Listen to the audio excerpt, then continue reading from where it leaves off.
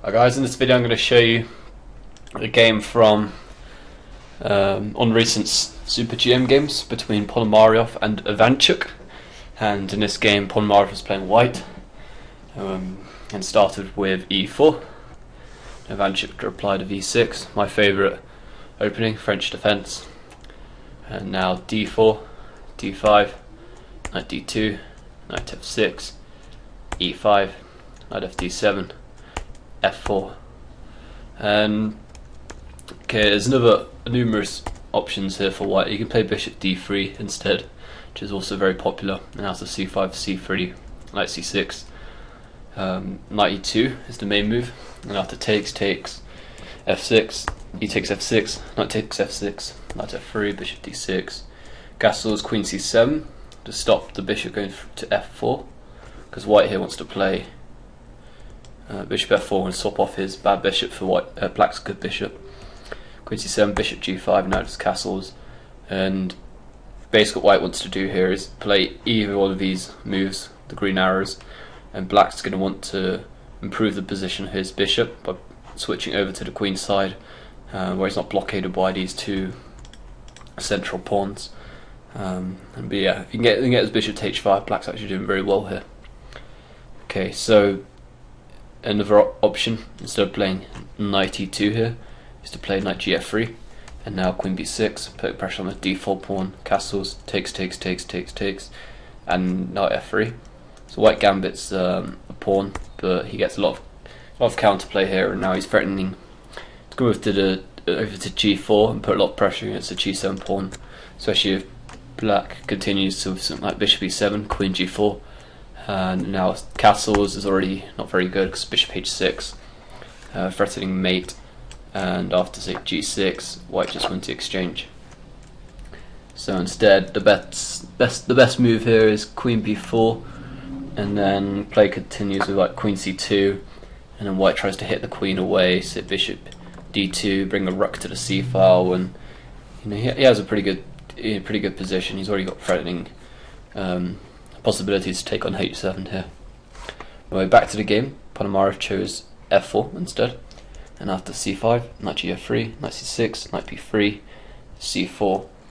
Ivanchuk could have taken on d4, and Ponomariov has two choices: either take back and play c3 and try to cement a knight on this outpost, or he can go for just to sacrifice the pawn and just play something like bishop d3 here instead, and after bishop e7, castles, and continue like this with bring the queen over to the king side, and then play something like f5 and attack the black king once he castles. But Ivanchuk chose to play c4, knight retreats, now b5, gaining space on the queen side, after bishop e2, knight b6, knight f1. Now knight f1 is really good because if you try to play castles, then it's going to take you an extra move to get your knight out to g3 because the rook's in the way. So say bishop e7, now you've got to go rook f2 to allow for the knight to go over to e3 or g3. So instead, to knight b6, knight f1 straight away. Now you can play knight to e3, g3, and then just castle, and you have to bother moving your rook. h5, so now Ponomariov can either come to g3 or to e3. After h5, you might play h4, you go knight g3, so knight e3 makes sense. And now bishop d7, castles, bishop e7, b3, g6. So Ivanchuk wants to stop any f5 ideas from white. And now after bishop d2, a6, bishop e1. So Ponomariov is gradually improving his position and looking to exchange his bad bishop off of black's good bishop. So he can't do it now because there's too many pieces on the h4 square. Queen c7. So now white could play bishop h4 and trade. So he decides to play h3 and just wait to see what black's going to do, which way he's going to castle. And black just decides to castle queenside, and now Ponomariov can launch quick a4. Because he doesn't want to trade off his bishop just yet, because he might be able to come over this side, bishop to a5, if this knight ever moves. So yeah, he's just keeping his options open basically. And after king b7, queen b1.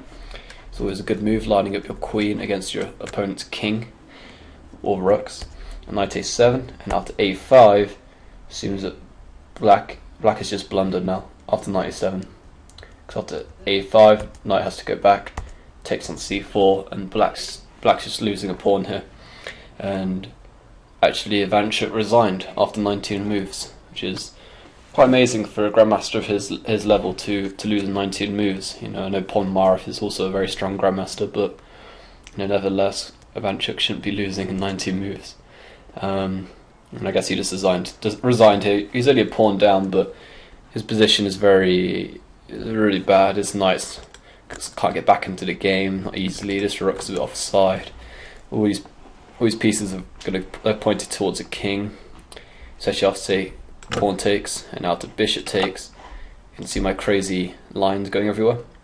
Because bishop's going to come to f2, big diagonal here. d5 might be a threat, and yeah, white has a really good position. So Ivanchuk just decided to resign, which is quite amazing. So yeah, there you have it. So thanks for watching. See you next time.